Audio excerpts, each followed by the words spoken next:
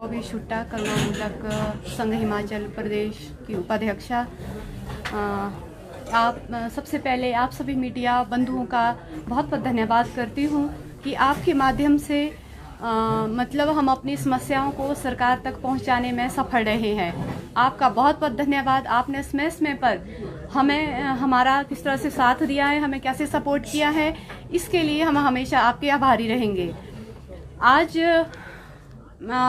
मेरा जो हमारा मकसद है यहाँ पे करुणामूलक आश्रित परिवार से हम लोग आते हैं। तो ये सारे जो मेरे साथ बैठे हैं मेरे साथी हैं करुणामूलक आश्रित परिवार से हैं ये। तो जैसा कि हम लोग वैसे तो 15-20 सालों से संघर्ष करते आ रहे हैं ये करुणामूलक नौकरी के लिए। तो मैं पहले बताना चाहूँगी कि ये करुणामूलक इसका मतलब क्या होता है। इसमें वो परिवार आते हैं जिन्होंने अपने परिवार का जो सरकारी एम्प्लॉयज़ रहे हैं, जो जिनकी अचानक से डेथ हो जाती है नौकरी के दौरान या वैसे, तो उसमें ये परिवार आते हैं। तो वो फिर करुणामूलक आश्रित परिवार कहलाते हैं। तो आप समझ सकते हैं कि जब किसी परिवार का जो पालने वाला हो अगर वो परिवार से चला जाए तो परिवार की क्या हालत हो जाती है, कैसे वो फैमिली बैकफुट पे चली जाती है, उनके लिए सरवाइव करना कितना मुश्किल हो जाता है। तो इसीलिए हमारा भी आज का जो मोटिव है वो यही है कि हम अपनी बात एक बार फिर से आप लोगों के माध्यम से सरकार तक पहुंचाए, क्योंकि सरकार को सत्ता में आए हुए लगभग 2 साल से भी ऊपर का समय बीत चुका है। तो हम इंतज़ार कर रहे हैं 15-20 सालों से कि कभी तो मतलब हमारे लिए भी कुछ होगा, फैसला लेगी सरकार, हमें हमारे हक मिलेगा।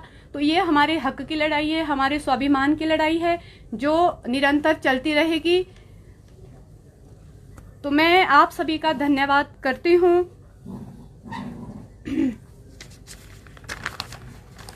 स्टेप रहेगा मैम अगला, क्योंकि 2 साल आप बोल रहे हैं कि गवर्नमेंट को हो गए हैं लेकिन आपके लिए कुछ नहीं अभी तक हुआ। हाँ आप जी। किस तरीके से क्या आंदोलन करेंगे या किस तरीके से? ये सर अभी तो हमारा आज का जो मेन उद्देश्य है, हम एक बार फिर से सरकार को याद दिलाना चाहते हैं जो इन्होंने हमारे से चुनाव के दौरान जो वादे किए थे उसको मैं फिर से याद दिलाना चाहती हूँ कि हर मंच से इनके जो भी नेता है, कांग्रेस के नेता है, हर मंच से सभी ने हमारे लिए करुणामूलक के लिए बात कही थी जो धरातल पे उतरती हुई कहीं नजर नहीं आ रही है। इतना लंबा संघर्ष हो चुका है, इतना लंबा समय हो चुका है हम लोगों को संघर्ष करते हुए। तो हमने कितनी ठोकरें खाई है इस नौकरी के लिए, हम कहाँ कहाँ मिलने चले गए हैं हमारे मुख्यमंत्री श्री सुखविंदर सिंह सुक्खू जी से। कितनी बार हम शिमला विधानसभा में इनसे मिल चुके हैं, सेक्रेटरीट में मिल चुके हैं। हमेशा हमें ये आश्वासन मिलता रहता है महोदय आपसे कि हाँ आपके लिए हो जाएगा, आपके लिए पॉलिसी बनेगी। अब पता नहीं कब बनेगी ये हमें नहीं पता, क्योंकि जब भी हम आपसे मिलने आए हैं, क्योंकि हिमाचल के हर कोने से, हर डिस्ट्रिक्ट से, हर तहसील से, हर गांव से करुणामूलक आश्रित परिवार है। तो जब भी शिमला हमारा आना होता है तो किस तरह से यहाँ तक लोग पहुँचते हैं, विशेषकर महिलाएं जिनके पास छोटे बच्चे हैं वो कैसे यहाँ तक सफ़र करके आती हैं। तो ये मैं आपको अब कैसे बताऊं कितना संघर्ष हम लोग कर रहे हैं। ये एक संघर्ष की कहानी है जो शायद इतिहास में मतलब हमेशा दोहराई जाएगी, क्योंकि एक तो 432 दिन का अनशन भी हम लोगों ने किया था, तो उसके बाद भी कुछ नहीं हुआ।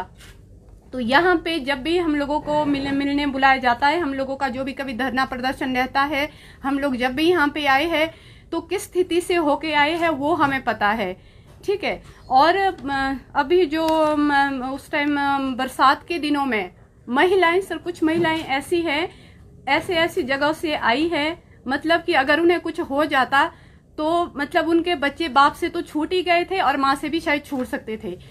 तो फिर ये जो मुख्यमंत्री जी कहते हैं कि अनाथ बच्चों के लिए करे, तो इनका वो अनाथ आश्रम वो पूरा बच्चों से भर जाएगा। एक दिन ऐसा हो जाएगा अगर इन्होंने अभी भी कुछ नहीं किया तो, ठीक है। तो मेरा आज का कहने का यही है, तात्पर्य है कि इनके नेता ने चुनाव के दौरान जितने भी हम लोगों से वादे किए थे सर, हर मंच से अग्निहोत्री जी ने, डिप्टी सीएम साहब ने हमेशा ये कहा था कि हमारी सरकार सत्ता में आते ही सबसे पहले मैनिफेस्टो में नंबर 3 पे हमारे लिए जो रखा गया था कि भाई हाँ, इन लोगों के लिए प्रावधान किया जाएगा, नौकरी का प्रावधान किया जाएगा। तो अब तो 2 साल हो गए हैं, धरातल पे कुछ भी नहीं दिख रहा है, तो कोई नौकरियां नहीं मिली हैं। कभी बोलते हैं कि इनके लिए क्या कहते हैं कमेटी गठित हो रही है, तो जब नहीं करना है, नौकरियां नहीं देनी है, तो सर ये कमेटी गठित करने का क्या फायदा है, ये हमें समझ नहीं आ रहा है। ये किस तरह की कमेटी गठित की गई है, ना ही कभी इसमें हम लोगों को इन्वॉल्व किया गया है, ना ही कभी हम लोगों से कोई इस विषय में कोई बातचीत हुई है। तो ये कैसी कमेटी है? तो इसलिए जी 400 दिन से अधिक का आपका संघर्ष हो चुका जी, रिजल्ट 0, 2 वर्ष से अधिक सरकार को बने को हो गए हैं, उसके बाद भी कोई सुनवाई नहीं। कितने ऐसे आपके लोग हैं जिनकी उम्र यहाँ पर नौकरी की निकल चुकी है, कितने और कुल संख्या कितनी है? सर हमारी टोटल जो संख्या है वो 3234 है। अभी भी जो केस पेंडिंग है, जो अभी लगने बाकी है, तो इसीलिए आज सर मैं पूछता है, ये करुणामूलक संगठन पूछता है सरकार से, पूछते हैं करुणामूलक आश्रित परिवार पूछते हैं सरकार से कि इतना इस तरह से हमें क्यों ठगा गया। हम अपने आप को सर ठगा हुआ महसूस कर रहे हैं, इसलिए आज हम यहाँ पे सब लोग इकट्ठे हुए हैं। मैं पूछती हूँ मुख्यमंत्री जी से, हमें ये झूठे आश्वासन क्यों दिए गए? जब धरातल पर कुछ करना ही नहीं था तो ये आश्वासन क्यों दिए गए हमें? कितने साल से नहीं है करुणामूलक आधार पर नौकरी? ये सर मेरे भी हस्बैंड की डेथ 2013 में हो गई थी। अब खुद समझ लीजिए आप कितनी साल, 12 साल तो मुझे भी हो गए हैं। शिमला आते आते सर 11-12 साल से मैं भी स्ट्रगल कर रही हूँ, और जो मेरे साथी हैं मतलब 15-18 साल बस, तो सभी को हो गई थी इतनी सालें। तो कितना समय दे रहे हैं आप सरकार को कि इस अवधि तक अगर नहीं हुआ तो फिर आप आंदोलन करेंगे? बिल्कुल करेंगे सर, हम करेंगे। अभी हमारा जो संघर्ष होगा वो हम और तेज करेंगे, अगर सरकार ने अभी हमारे लिए और कुछ नहीं किया तो। अभी हमारा जो संगठन है, हमारे जो कार्यकारिणी के सदस्य हैं, जो हमारे संघ के है, जो हमारे अध्यक्ष है, हमारी अभी आपस में गूगल मीट होगी, उसके माध्यम से जो सभी के सुझाव होंगे, जो सारे डिक्लेयर मतलब जो भी वहाँ से डिसीजन होगा, तो वो हम अपना संघर्ष अभी और तेज करेंगे। हम बैठने वाले नहीं हैं, क्योंकि ये हमारे हक की लड़ाई है, हमारे स्वाभिमान की लड़ाई है, इसको हम लेके रहेंगे। ठीक है।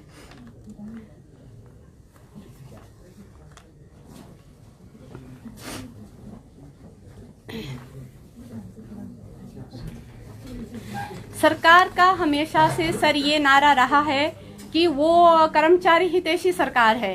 कर्मचारी हितैषी सरकार अगर है, तो अगर उस कर्मचारी को कुछ हो जाता है तो उसके बाद जो उसके बीवी बच्चे जो छूट रहे हैं, तो सर उनके लिए क्या प्रावधान है? फिर उनके लिए कैसी पॉलिसी है? फिर उनको तो दर दर की ठोकरें खानी पड़ रही है, जैसे आज हम लोग खा रहे हैं। तो ये पता नहीं अब ये कैसी कर्मचारी हितैषी सरकार है, हमें समझ नहीं आता। और 1990 में ये जो पॉलिसी का गठन हुआ था सर, ये मतलब सुप्रीम कोर्ट की गाइडलाइन थी कि हर 3 साल में पॉलिसी इंक्रीज होनी है। तो इसमें ऐसा भी कुछ नहीं हुआ, कोई संशोधन नहीं हुआ है सर पॉलिसी में। गाइडलाइन थी सुप्रीम कोर्ट की कि भाई इन परिवारों के लिए, करुणामूलक परिवारों के लिए कोई स्थायी नीति बनाई जाए ताकि इन परिवारों को राहत मिल सके। इसमें करुणामूलक आश्रित परिवार में महिलाएं भी हैं और पुरुष भी हैं, लड़के, इसमें हर तरह के हैं। मेरा माननीय महोदय से ये निवेदन रहेगा कि वो भी किसी भी तरह का भेदभाव ना करे, किसी में भी, महिलाओं और पुरुषों में, मतलब सबको न्याय दे, सबको एक साथ नियुक्तियां दे। अगर पॉलिसी कोई बनती है तो सबको एक साथ हमें नियुक्तियां दे। जितने भी हमारे केस पेंडिंग है, हम सबको एक साथ नियुक्तियां दे, क्योंकि अगर हमने अपने हस्बैंड को खोया है तो इन लड़कों ने भी अपने पापा को खोया हुआ है, इन्हें भी दर दर की ठोकरी खाने पड़ रही है। तो इसीलिए सर सबको हमें एक साथ नियुक्तियां दे, तो इस तरह का भेदभाव बिल्कुल भी ना करे। और जो पॉलिसी है, जो अभी जो है पॉलिसी, उसमें जो खामियां हैं सर, उसमें जो खामियां हैं उनको पूर्ण रूप से हटाया जाए, रिमूव किया जाए। ये जो 62,500 ये जो शर्त है सालाना आय की पर व्यक्ति, इसको भी सर थोड़ा इसको बढ़ाया जाए, क्योंकि ये बहुत कम है। और एक जो ये कोटे वाली शर्त है, ये कोटा क्या होता है? 5% कोटे में आती है कोई जिंदगी और मौत, वो तो कभी भी आ सकती है, वो तो किसी को भी आ सकती है सर। तो ये 5% कोटा हटाया जाए सर, और हम सभी को ये भी थोड़ा बढ़ाया जाए। आपसे निवेदन है माननीय महोदय, हम बार बार ये बातें हम हमेशा ही कहते रहते हैं, जब भी हमारा आना होता है, शिमला आना होता है, मिलना होता है सेक्रेटेरिएट में, तो ये हमेशा ही हमारे मुद्दे रहे हैं। तो ये इसको भी सर हटाया जाए। और एक 22/9/2022 को एक जो सरकार द्वारा नोटिफिकेशन जारी की गई थी कि जो रिजेक्टेड केस है उनको कंसीडर नहीं किया जाए।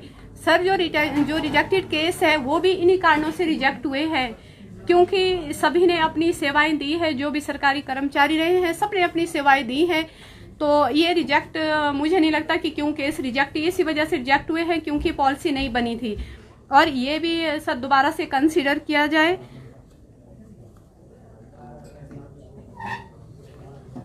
और जल्दी से जल्दी इसकी नोटिफिकेशन विड्रॉ की जाए। और ये 5% कोटा है सर, इसको पूर्ण रूप से हटा दिया जाए। 5% कोटे में तो सर कितना, इसमें तो मुश्किल से 1-2 ही लग पाएगा। तो मैं सरकार से निवेदन करती हूँ कि प्लीज इसको हटाया जाए 5% कोटा। और ये जो 62,500 की ये जो शर्त है, थोड़ा इनकम का जो एरिया है सर उसको बढ़ाया जाए, 5 लाख के आसपास उसको किया जाए। क्योंकि जो एक IPS के बेटे को जो नौकरी दी है सरकार ने, 6 महीने के अंदर जो नौकरी दी है, उनके लिए कोई इनकम क्राइटेरिया नहीं था। ये इनकम क्राइटेरिया हम पे ही लागू होता है, गरीबों पे ये लागू होते हैं सारे इनकम क्राइटेरिया। इनके लिए कोई इनकम क्राइटेरिया नहीं है, नौकरी आराम से मिल जाती है। तो महोदय ठीक है, अच्छी बात है, वो भी लड़का बिन बाप का बच्चा था, नौकरी मिल गई है, ठीक है, कोई बात नहीं। हम ये नहीं चाहते कि उसको नौकरी क्यों दी, ठीक है, उसको नौकरी मिल गई है तो हमारे लिए भी मतलब वही नीति अपनाई जाए जिस नीति से उस लड़के की नौकरी लगी है, हमें भी उसी ही नीति में लाया जाए, उसी नीति से हमें भी रोजगार दिया जाए। ये मेरा निवेदन है सरकार से, इस तरह का भेदभाव ना करें, क्योंकि ये जो भेदभाव होगा, इस तरह का भेदभाव होगा, इतने जो करुणामूलक साथी है 3234 जो हमारी संख्या है, इतने मतलब इन सबकी मतलब कहीं ना कहीं तो बद्दुआ निकलेगी और लगेगी, और ये 100% लगेगी अगर सरकार ने इस तरह से भेदभाव किया। क्यों, क्या बिगाड़ा है हमने, क्या किया है हमने? हम तो अपना संघर्ष करें, हम तो अपना हक मांग रहे हैं, हम अपने हक की लड़ाई लड़ रहे हैं, हमें अपना हक चाहिए और हमें कुछ नहीं चाहिए। तो इसीलिए सबके साथ समान वो किया जाए, किसी के साथ कोई भेदभाव ना किया जाए। और हमारा जो सबसे पुराना केस था वो भी 1988 का था, वो भी शायद कृषि विभाग का कोई केस था पालमपुर का। उसके बाद भी कई सारे लगे, 4th क्लास में भर्तियां हुई है, ये इसमें भी बहुत बड़ी धांधली हुई सर। इसमें जो भी मतलब इसमें ये धांधलियां हुई कि जिनकी अप्रोच ठीक थी वो लग गए हैं, जो वैसे थे बेचारे वो रह गए हैं। फिर उनके साथ कौन न्याय करेगा? अगर सरकार नहीं करेगी तो फिर कौन करेगा? और हमारे जो डिप्टी CM साहब है महोदय, मैं आपको कहना चाहूंगी, आपने हर मंच से इनके सारे वीडियो हमारे पास अभी अवेलेबल है, और इन्होंने अपने हर मंच से कहा था कि जैसे ही हमारी सरकार सत्ता में आएगी हम सबसे पहले करुणामूलक को नौकरियां देंगे, हम इनके साथ सबसे पहले इंसाफ करेंगे। महोदय आप शायद ये भूल गए हैं कि जब सरकार बनी थी तो सरकार बनाने में कहीं ना कहीं करुणामूलकों का भी बहुत बड़ा योगदान रहा है। हमने अपने वोट के माध्यम से ये योगदान दिया है, शायद आप ये बात भूल गए हैं। तो अब उसको वो कर्ज उतारने का समय आपका आ चुका है। अभी से आप जो भी आपने हमसे वादे किए हैं उनको धरातल पे उतारने का समय आ चुका है। हम इंतजार करेंगे, हम अभी भी इंतजार करेंगे महोदय। ऐसा नहीं है, हमारी कोई ऐसी मंशा नहीं है कि हम कोई एक्सपोज करें आपको या कुछ ऐसा करें मीडिया में, ऐसा सर बिल्कुल भी नहीं है। हम ये चाहते हैं कि शांतिपूर्ण मसला निकले, जो भी हल हो वो शांतिपूर्ण तरीके से हो। हम भी नहीं चाहते कि हम यहाँ के कोई भगदड़ मचाए। हमारे लिए कोई मुश्किल काम नहीं है, सारे नौजवान साथी है हमारे साथ, हम कुछ भी फिर कर लेंगे। इसीलिए हम नहीं चाहते कि हम कुछ इस तरह का काम करें, शांतिपूर्ण तरीके से ये मसले सारे हल हो। हम फिर भी इंतज़ार करेंगे महोदय आपके निर्णय का, और हम उसका स्वागत करेंगे।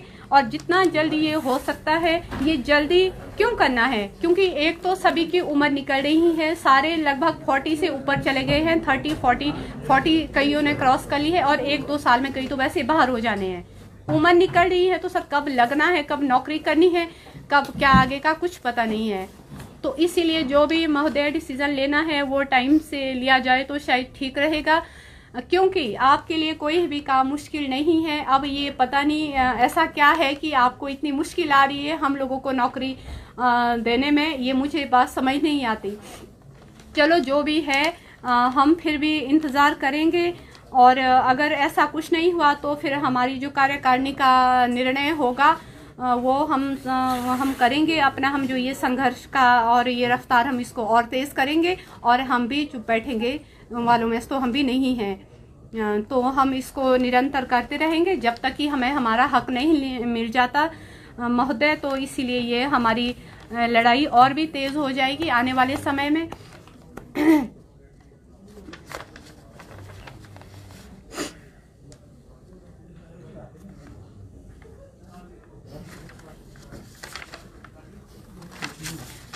आज का हमारा यही एक मकसद था यहाँ पे आने का। सारे हमारे जो करुणामूलक आश्रित परिवार है अभी भी इंतज़ार कर रहे हैं, सोच रहे हैं कि कब हमें नौकरी मिले, कब हमारी गाड़ी पटरी पर आए, कब हमारे अपने अच्छे से अपना कर सके, अपनी गृहस्थ जीवन हम अच्छे से चला सके अपना। तो अभी भी इंतज़ार कर रहे हैं महोदय। इसीलिए आप हमें इस तरह से ना लटकाए, जो भी हमारे लिए डिसीज़न लेना है महोदय उसको तुरंत लिया जाए, और जो भी ये पॉलिसी में जो संशोधन किए जाने हैं और ये जो 62,500 की शर्तें इसको भी तुरंत प्रभाव से हटा दिया जाए, और जो भी इनकम का एरिया है उसको 5 लाख तक बढ़ाया जाए। ये आपसे महोदय रिक्वेस्ट रहेगी हमारी कि हमारे लिए पॉलिसी में इस तरह का संशोधन किया जाए। हम फिर भी इंतज़ार कर रहे हैं क्योंकि हमारा सारा संगठन जो भी करुणामूलक आश्रित परिवार है हमसे अभी भी यही पूछ रहे हैं कि हमने इतना संघर्ष किया तो उससे हमें क्या मिला। तो अब हमें जवाब देना मुश्किल हो गया है कि हम क्या जवाब दें। सारे इतने फ्रस्ट्रेट हो गए हैं, सारे इतने थक चुके हैं कि अब हम क्या जवाब दें कि आप लोगों का करुणामूलक का मुद्दा अभी तक हुआ नहीं है इतने लंबे समय से, ऐसा क्यों है। तो अब हम क्या जवाब दें सर। इसलिए सारे जितने भी है हमारे आशीष सारे ठगा हुआ महसूस कर रहे हैं कि हमें सरकार ने ठग लिया है। तो हम तो यही समझेंगे और क्या समझे। तो इसलिए महोदय आपसे निवेदन है, रिक्वेस्ट है आपसे, जो भी निर्णय लेना है उसको तुरंत ले और जो भी जिस भी तरह का कोई बीच का रास्ता, हम नहीं कहते हैं कि हमें कोई ऐसी पोस्ट पे बिठा दो या जिसकी जैसी क्वालिफिकेशन है उसके आधार पर हमें नौकरी दे दो, क्योंकि सारे पढ़े लिखे हैं, सबके पास अच्छी एजुकेशन है, अच्छी डिग्रियां हैं, अच्छे डिप्लोमे हैं, ऐसा नहीं है। तो जिसकी जैसी क्वालिफिकेशन है उसके अकॉर्डिंग सबको नौकरी दी जाए। मैं यही कहूँगी कि अब हमारे से और ज़्यादा इंतज़ार ना करवाएं, क्योंकि हम बहुत ज़्यादा थक चुके हैं, बहुत ज़्यादा परेशान भी हो चुके हैं, क्योंकि आधे की तो उम्र वैसे निकल रही है, बाहर हो जाने हैं। और अब जो बचेंगे महोदय उनके लिए जल्दी से जल्दी कोई रास्ता निकाला जाए।